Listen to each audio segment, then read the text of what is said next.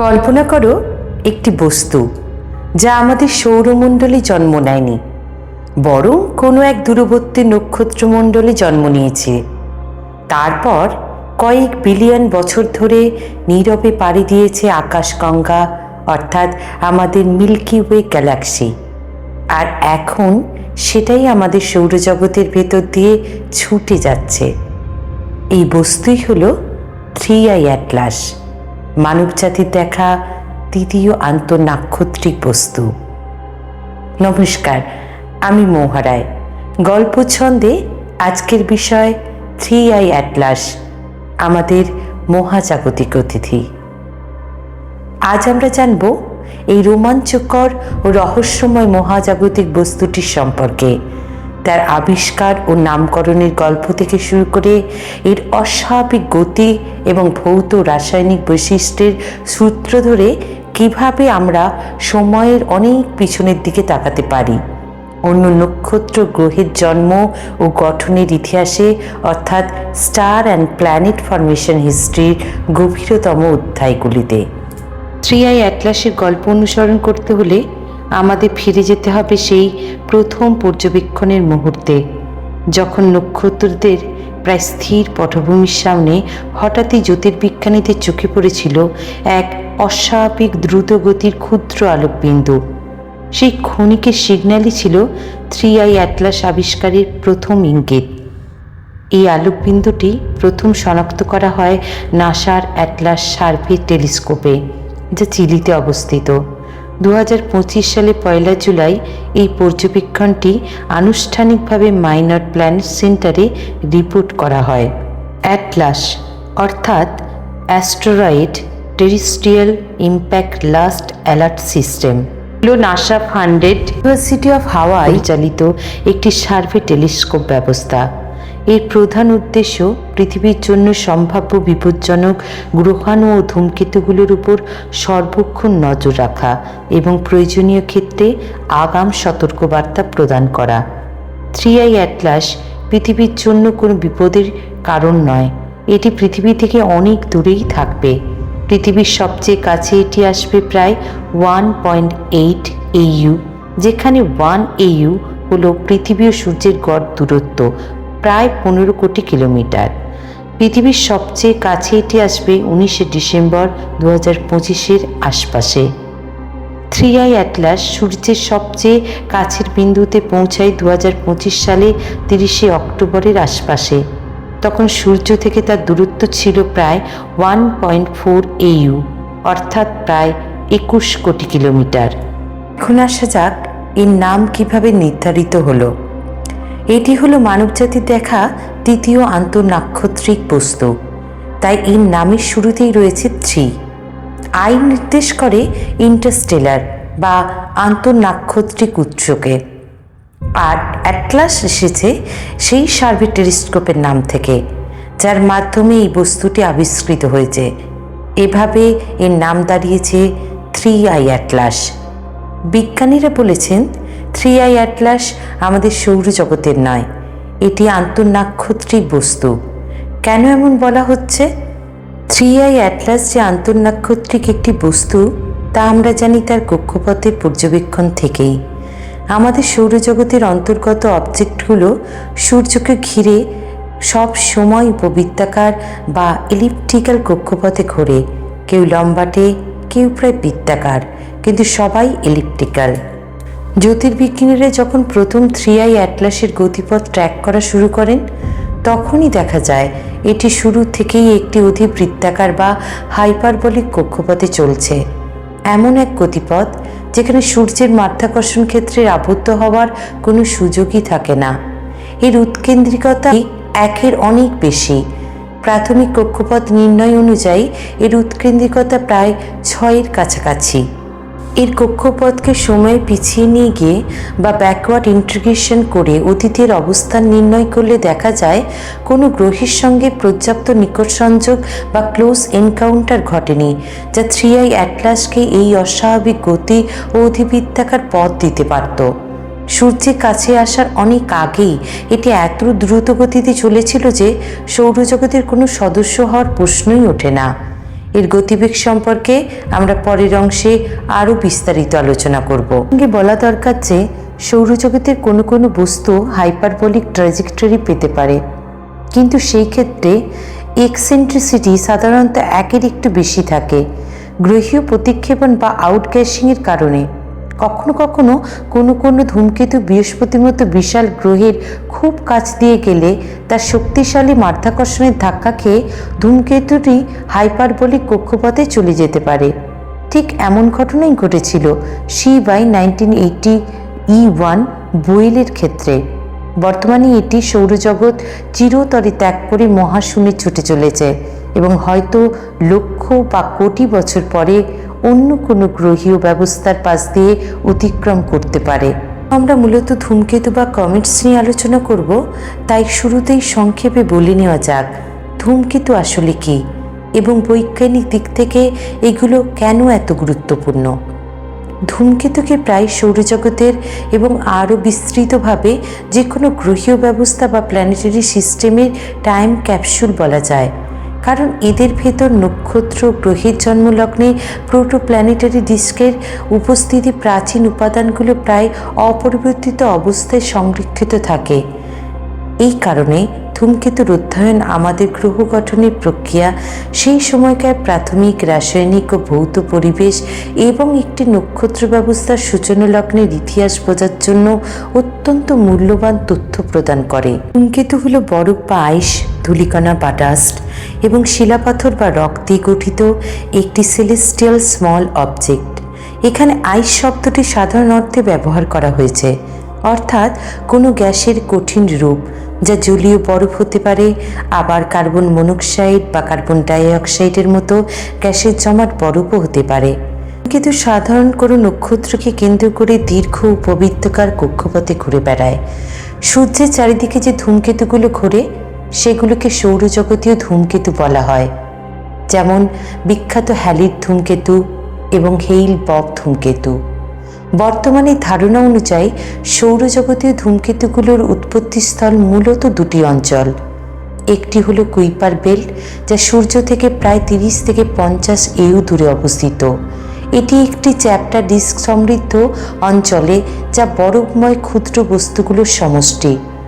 অন্যটি হলো ওট মেঘ বা ওট ক্লাউড, যা সূর্যকে ঘিরে অনেক দূরে, প্রায় 2000 থেকে 1 লাখ EU পর্যন্ত বিস্তৃত এবং যেখানে বরফময় বস্তুগুলো একটি প্রায় গোলীয়ভাবে বণ্টিত রিজার্ভার হিসেবে অবস্থান করে। অন্যদিকে যেসব ধূমকেতু সৌরজগতের বাইরে থেকে আসে সেগুলিকে বলা হয় ইন্টারস্টেলার ধূমকেতু, যেমন 3I অ্যাটলাস, যেটি আজকের আলোচনার মূল বিষয়। পাশাপাশি 1I ওumuamua এবং 2I বোরিসভ।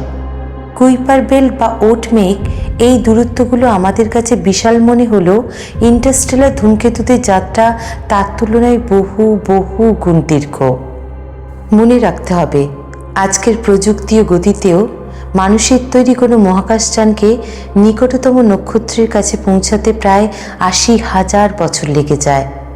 উদাহরণ হিসেবে বলা যায় 1977 সালে উৎক্ষেপণ করা নাসার ভয়েজার 1 এখনও পর্যন্ত মাত্র প্রায় 160 EU দূরত্ব অতিক্রম করতে পেরেছে। এটাই মানুষের তৈরি কোনো বস্তুর দ্বারা অর্জিত সর্বাধিক দূরত্ব। অথচ সূর্যের নিকটতম নক্ষত্র প্রক্সিমা সেন্টারি প্রায় 4.24 আলোকবর্ষ অর্থাৎ আনুমানিক 2.7 লক্ষ EU দূরে অবস্থিত। আন্তঃনক্ষত্রী ধূমকেতুগুলোকে বলা যায় অন্য গ্রহীয় ব্যবস্থাগুলোর টাইম ক্যাপসুল।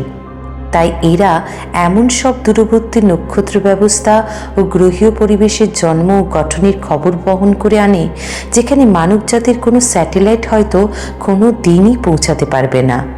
সেই অর্থে প্রতিটি আন্তঃনাক্ষত্রিক ধূমকেতু আমাদের জন্য এক অনন্য সুযোগ, মহাবিশ্বের বহু দূরের অদেখা গ্রহীয় ব্যবস্থার ইতিহাস জানার একটি সরাসরি জানালা। মাত্র 1 দশক আগেও জ্যোতির্বিজ্ঞানীদের কাছে আন্তঃনাক্ষত্রিক বস্তুগুলো কোনো সরাসরি প্রমাণ ছিল না। তাদের অস্তিত্ব তখন মূলত গণিতীয় মডেল ও তাত্ত্বিক অনুমানের উপর নির্ভর করত। সেই সময় ধারণা ছিল এই ধরনের বস্তু এতটাই বিরল যে হয়তো শত বছরে একটিও দেখা যাবে না। পর্যবেক্ষণ প্রযুক্তি, দ্রুত অগ্রগতি, উন্নত ডিটেক্টরের ব্যবহার এবং আকাশে বিস্তীর্ণ অঞ্চল জুড়ে ধারাবাহিক নজরদারি ও বৃহৎ পরিসরে সার্ভে চালুর ফলে আন্তঃনাক্ষত্রিক বস্তুর মতো ক্ষণস্থায়ী ও দ্রুতগতির অবজেক্ট শনাক্ত করা এখন সম্ভব হয়ে উঠেছে। 2017 সালে রবার্ট ভেরিক আবিষ্কার করেন ওয়ান আই ওumuamua, আমাদের প্রথম ইন্টারস্টেলার অবজেক্ট। ওumuamua নামটি প্রথমে অস্বাভাবিক মনে হলেও এর একটি সুস্পষ্ট ভাষাগত ও বৈজ্ঞানিক তাৎপর্য রয়েছে। শব্দটি হাওয়াইয়ান ভাষা থেকে নেওয়া হয়েছে, কারণ এই ইন্টারস্টেলার অবজেক্ট প্রথম শনাক্ত করা হয় হাওয়াইয়ে অবস্থিত প্যান স্টার টেলিস্কোপের মাধ্যমে। হাওয়াইয়ান ভাষায় ও অর্থাৎ আগে পৌঁছানো বা প্রথম, এবং মুয়া অর্থ অগ্রগতির বা সামনে। এই দুটি অংশ মিলিয়ে ওumuamua শব্দটির অর্থ দাঁড়ায় প্রথম দূরবর্তী বার্তাবাহক, যা মানবজাতির দ্বারা শনাক্ত প্রথম ইন্টারস্টেলার অবজেক্ট পরিচয়কে যথার্থভাবে প্রকাশ করে। 2019 সালে ক্রিমিয়ার একজন অ্যামেচার অ্যাস্ট্রোনমার গেনেডি বরিসভ আবিষ্কার করেন 2I বরিসভ, যা মানবজাতির দ্বারা শনাক্ত প্রথম ইন্টারস্টেলার কমেট। জ্যোতির্বিজ্ঞানীরা তাদের পর্যালোচনায় দেখিয়েছেন এই আবিষ্কারগুলো প্রমাণ করেছে যে আন্তঃনাক্ষত্রিক বস্তুগুলোর সংখ্যা আগের মডেলের ধারণার তুলনায় অনেক বেশি। 3I অ্যাটলাস সম্প্রতি আবিষ্কারের সেই প্রবণতাকে আরও স্পষ্ট করে তুলেছে। এখানে একটি গুরুত্বপূর্ণ বিষয় বলা দরকার। ধূমকেতুদের নাম সাধারণ তাদের আবিষ্কারকের নামেই রাখা হয়, অর্থাৎ যে ব্যক্তি প্রথম কোনো ধূমকেতু শনাক্ত করেন তার নামই ইতিহাসে চিরদিনের জন্য জুড়ে যায় সেই বস্তুর সঙ্গে। একটি সুন্দর ভারতীয় উদাহরণ হল ভারতীয় জ্যোতির্বিজ্ঞানী প্রফেসর ভৈনু বাপ্পু। তিনি ছিলেন ধূমকেতু C/1949 N1 বা কমেটস বাপ্পু বক নিউক্লিকের সহ আবিষ্কারক, যা আজও ধূমকেতু গবেষণার ইতিহাসে ভারতের একটি গর্বের অধ্যায়। এই গল্পটাই আমাদের মনে করিয়ে দেয় আকাশের দিকে তাকানো শুধু কৌতূহলের বিষয় নয়, বরং স্বপ্ন দেখার এবং সেই স্বপ্নকে বিজ্ঞানের মাধ্যমে বাস্তব করার এক সুযোগ। এবার আসা যাক 3I অ্যাটলাসের গতিবেগের কথায়, যা অন্যান্য প্রাকৃতিক মহাজাগতিক বস্তুর তুলনায় সত্যিই বেশি। সূর্যের মাধ্যাকর্ষণের কার্যকর প্রভাবের বাইরে থাকাকালেই 3I অ্যাটলাসের গতি ছিল প্রায় 57 কিমি/সেকেন্ড, যাকে জ্যোতির্বিজ্ঞানে স্পিড অ্যাট ইনফিনিটি বলা হয়। এই গতি এখনো পর্যন্ত পর্যবেক্ষিত প্রাকৃতিক বস্তুর মধ্যে দ্রুততম। তুলনা করলে দেখা যায় গ্রহগুলোর গতি তুলনামূলকভাবে কম। পৃথিবী সূর্যকে প্রদক্ষিণ করে প্রায় 30 কিমি/সেকেন্ড গতিতে, আর সবচেয়ে দ্রুতগতির গ্রহ বুধ প্রায় 48 কিমি/সেকেন্ডে। সাধারণ ধূমকেতুর গতিও সাধারণত এর চেয়ে বেশি নয়। মানুষের তৈরি দ্রুততম মহাকাশযান এবং এখনো পর্যন্ত মানুষের তৈরি দ্রুততম বস্তু হল পার্কার সোলার প্রোব। যদিও প্রায় 200 কিমি/সেকেন্ড গতিতে চলে, সেটি একটি বিশেষ সৌরকেন্দ্রিক কক্ষপথে প্রাকৃতিক বস্তুর সঙ্গে সরাসরি তুলনীয় নয়। কৃত্রিম উপগ্রহের দিকে তাকালেও ছবিটা পরিষ্কার। আন্তর্জাতিক মহাকাশ স্টেশন প্রায় 8 কিমি/সেকেন্ডে পৃথিবীকে প্রদক্ষিণ করে, আর এর চেয়েও দূরের কক্ষপথে স্যাটেলাইটের গতি আরও কম। এমনকি জেমস ওয়েব স্পেস টেলিস্কোপও সূর্যের তুলনায় প্রায় 30 কিমি/সেকেন্ড গতিতে চলে, যা এখনও 3I অ্যাটলাসের গতির অনেক নিচে। তাই একটাই কথা স্পষ্ট, 3I অ্যাটলাসের গতি সত্যিই অসাধারণ। আর মনে রাখতে হবে, গতি সবসময় আপেক্ষিক। আমরা 3I অ্যাটলাসের বয়স নিয়ে কথা বলি। ধারণা করা হয় এটি সম্ভবত কয়েক বিলিয়ন বছর ধরে মিল্কি ওয়ে গ্যালাক্সি জুড়ে বিচরণ করে চলেছে। পরিসংখ্যানগত ও গ্যালাকটিক ডায়নামিক্স ভিত্তিক অনুমান অনুযায়ী বিজ্ঞানীরা মনে করেন 3I অ্যাটলাসের বয়স আনুমানিক 3 থেকে 11 বিলিয়ন বছরের মধ্যে হতে পারে। গ্যালাক্সির ভেতরে বিচরণকারী এমন ছোট বস্তুগুলি সময়ের সঙ্গে সঙ্গে আশপাশের নক্ষত্র, গ্যাস মেঘ এবং সামগ্রিক গ্যালাকটিক মাধ্যাকর্ষণ ক্ষেত্রে অসংখ্য ক্ষুদ্র প্রভাবের সম্মুখীন হয়। প্রতিটি প্রভাব আলাদাভাবে খুব সামান্য হলেও বিলিয়ন বছরের ব্যবধানে এই প্রভাবগুলো ধীরে ধীরে সঞ্চিত হয়ে বস্তুটির গতি বাড়িয়ে দেয় এবং তার চলার দিককে ক্রমশ আরও অনিয়মিত করে তোলে। তবে এই পদ্ধতি আমাদের একটি পরিসংখ্যানগত বয়সের সীমা দেয়, কোনো সুনির্দিষ্ট বয়স নয়।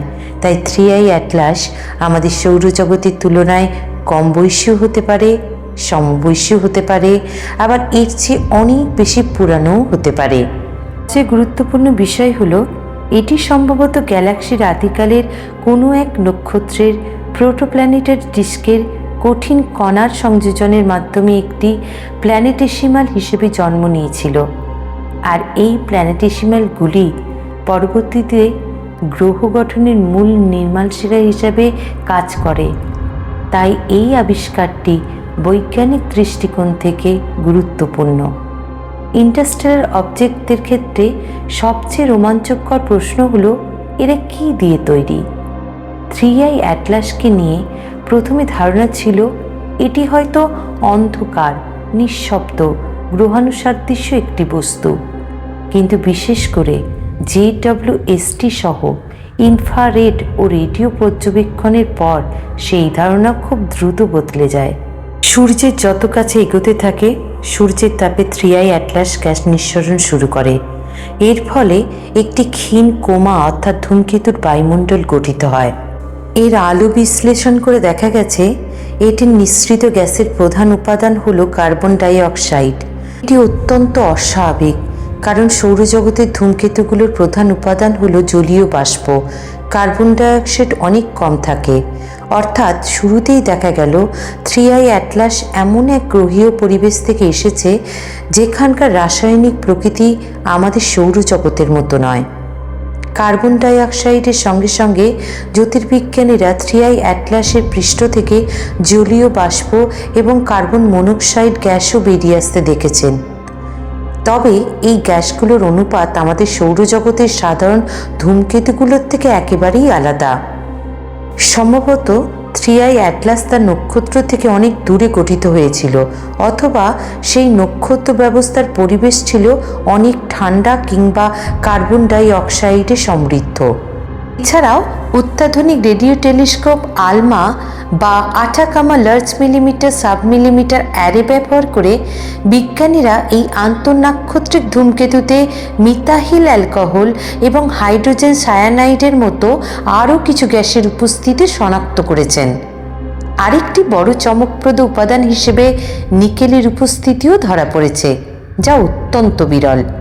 সাধারণ ধূমকেতুতে নিকেল ধূলিকণার ভেতরে আবদ্ধ অবস্থায় থাকে, কিন্তু এখানে নিকেল গ্যাসীয় রূপে পাওয়া গেছে, যার অর্থ হলো এই ধূমকেতুতে থাকা কোনো অজানা উদ্বায়ী বা ভোলাটাইল নিকেল বহনকারী উপাদান সূর্যের তাপে গ্যাসীয় অবস্থায় নিঃসৃত হচ্ছে।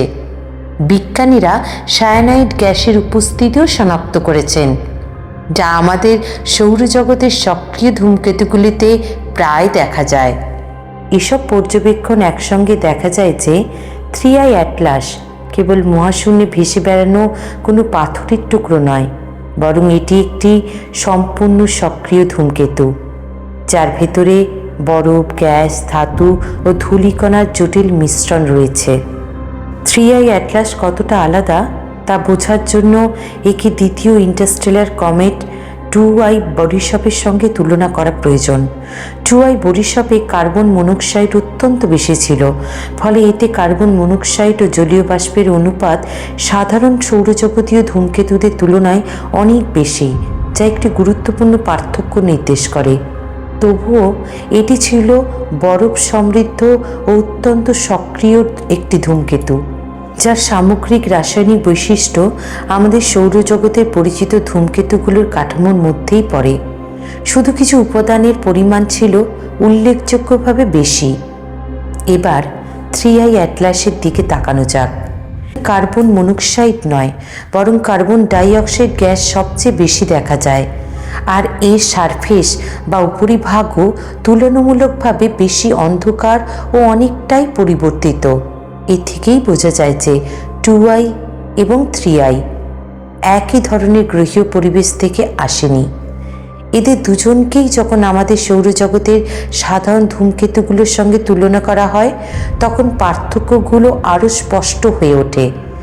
আমাদের এখানে অধিকাংশ ধূমকেতু যেমন হ্যালি বা হেইল বব এর মূল উপাদান হলো জলীয় বাষ্প, যেখানে কার্বন মনোক্সাইড ও কার্বন ডাইঅক্সাইডের তুলনামূলকভাবে কম পরিমাণে থাকে। ফলে এখানে আমরা ধূমকেতুর তিনটি ভিন্ন রাসায়নিক ধরন দেখতে পাই। সৌরজগতের ধূমকেতু জলীয় বাষ্পে সমৃদ্ধ, 2i বরিশভ যা কার্বন মনোক্সাইডে সমৃদ্ধ এবং 3i অ্যাটলাস যা কার্বন ডাইঅক্সাইড সমৃদ্ধ। তিনটি উদাহরণ একসঙ্গে আমাদের একটি গভীর সত্য জানায়। গ্যালাক্সি জুড়ে ধূমকেতুদের কোনো একটি মাত্র নির্দিষ্ট রাসায়নিক গঠন নেই। এই বৈশিষ্ট্যগুলো নির্ভর করে তারা যে নক্ষত্র ব্যবস্থায় জন্ম নিয়েছিল সেই পরিবেশের তাপমাত্রা, প্রোটোপ্ল্যানেটারি ডিস্কের গঠন, ডিস্কের কোন অঞ্চলে ধূমকেতুটি তৈরি হয়েছে এবং গঠনের সময় সেখানে কী ধরনের উপাদান উপস্থিত ছিল এবং তাদের উৎপত্তির ইতিহাসের উপর। তাই এই বস্তুর অধ্যয়ন বৈজ্ঞানিক দিক থেকে অত্যন্ত গুরুত্বপূর্ণ। দীর্ঘ আন্তঃনাক্ষত্রিক যাত্রাপথে 3i অ্যাটলাসের বাইরের স্তর ক্রমাগত কসমিক রে, অতিবেগুনির বিকিরণ ও ধূলিকণার ক্ষুদ্র আঘাতের সম্মুখীন হয়েছে। এই প্রক্রিয়াগুলো ধীরে ধীরে তার উপরিভাগকে আরও অন্ধকার ও শক্ত করে তুলেছে, প্রায় যেন পদার্থটিকে বেক বা টোস্ট করা হয়েছে। আজ আমরা যে উপরিভাগটি দেখি তা বহু দীর্ঘ সময় স্পেস ওয়েদারিংয়ের ফল, অথচ এর ভেতরের অংশে এখনও অন্য একটি গ্রহীয় ব্যবস্থার উৎপত্তিকালীন প্রায় অপরিবর্তিত বা আনপ্রসেস আইসের হিমায়িত পদার্থ সংরক্ষিত রয়েছে। হিমায়িত উপাদান আজও সেই দূরবর্তী গ্রহীয় ব্যবস্থার উৎপত্তির বৈজ্ঞানিক ছাপ বহন করে রেখেছে এবং যেন নীরবে মানবজাতিকে আহ্বান জানাচ্ছে তার জন্মের সত্য উন্মোচন করতে, যা আমাদের সৌরজগতের উৎপত্তির সঙ্গে তুলনা করতে এবং গ্রহ কিভাবে গঠিত হয় তা আরও গভীরভাবে বুঝতে।